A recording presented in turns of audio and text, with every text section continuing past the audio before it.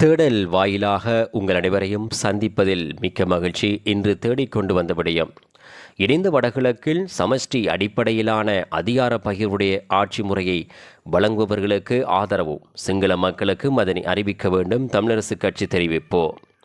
வடக்கு கிழக்கில் சமஷ்டி அடிப்படையிலான அதிகார பகிர்வுடைய ஆட்சி முறையை வழங்க தயாராக உள்ள ஜனாதிபதி வேட்பாளர் அந்த நிலைப்பாட்டை தேர்தல் விஞ்ஞாபனத்திலும் சிங்கள மக்களுக்கும் வெளிப்படுத்த தயாராக இருந்தால் அவருக்கு ஆதரவு வழங்குவது தொடர்பில் தீர்மானிப்போம் என தமிழரசு கட்சி கலந்துரையாடி உள்ளதாக கட்சியின் ஊடக பேச்சாளரும் பாராளுமன்ற உறுப்பினருமான எம்.ஏ. சுமந்திரன் தெரிவித்தார்.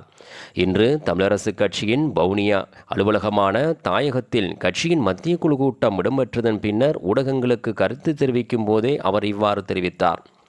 தொடர்ந்தும் கருத்து தெரிவித்த அவர், தமிழ் மக்கள் சார்பாக தமிழ் மக்களின் பிரதான அரசியல் கட்சியான தமிழரசு கட்சியினுடைய நிலைப்பாடானது இணைந்த வடகிழக்கிலே சமஷ்டி அடிப்படையிலான அதிகார பகிர்வுடைய ஆட்சி முறை ஏற்படுத்தப்படுவதாகும்.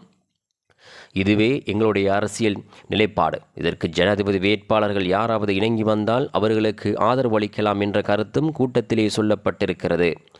எனினும் இது தொடர்பில் தீர்மானம் எதுவும் எடுக்கவில்லை. எமது கோரிக்கை தொடர்பில் ஜனாதிபதி வேட்பாளர்களுக்கு நாம் கூறியிருப்பதானது, அவர்களுடைய அரசியல் அறிக்கையில் எவ்வாறான செய்தியை சொல்கின்றீர்கள் என்று நாம் பார்க்கப் போகின்றோம். இது தொடர்பில் முழு நாட்டிற்கும் அவர்கள் என்னத்தை சொல்ல வருகின்றார்கள் என்பது தொடர்பிலும் நாங்கள் பார்க்க இருக்கின்றோம். எமது கோரிக்கைகளை ஏற்றால் அது தொடர்பில் விசேஷமாக சிங்கள மக்களுக்கு அவர்கள் தமிழர்களுக்கு எதை செய்யப் போகிறோம் என்பதை அறிவிக்க வேண்டும். இது தவிர நாங்களும் எங்களுடைய நிலைப்பாட்டை எழுத்து வடிவில் தெளிவான ஒரு அறிக்கையாக வெளியிடுவோம். எங்களுடைய மக்களுடைய அரசியல் தலைமைத்துவம் வழங்குகின்ற கட்சி என்ற நிலைப்பாட்டில் அவ்வாறான ஒரு பொறுப்பை நாமும் உதாசீனம் செய்யாமல் வழிகாட்டல் அறிக்கை ஒன்றை ஜனாதிபதி தேர்தல் காலத்தில் வெளியிடுவோம். தமிழ் பொது வேட்பாளராக ஒருவரை நிறுத்துவது என்று சில அரசியல் கட்சிகளும் சில சிவில் அமைப்புகள் என்று சொல்பவர்களும் செயற்படுகின்றனர். அதுவும் இன்றைய கூட்டத்தில் அலசி ஆராயப்பட்டது. இதற்கு முன்னரே 2 கூட்டத்தில் இது தொடர்பில் கலந்துரையாடி இருக்கின்றோம். கடந்த கூட்டத்தில் அரியநேந்திரன் சமூகமாகியிருந்தார். அந்த கூட்டங்களிலே நாங்கள் இப்போது இது தொடர்பில் தீர்மானம் எடுப்பதில்லை என சொல்லியிருந்தோம்.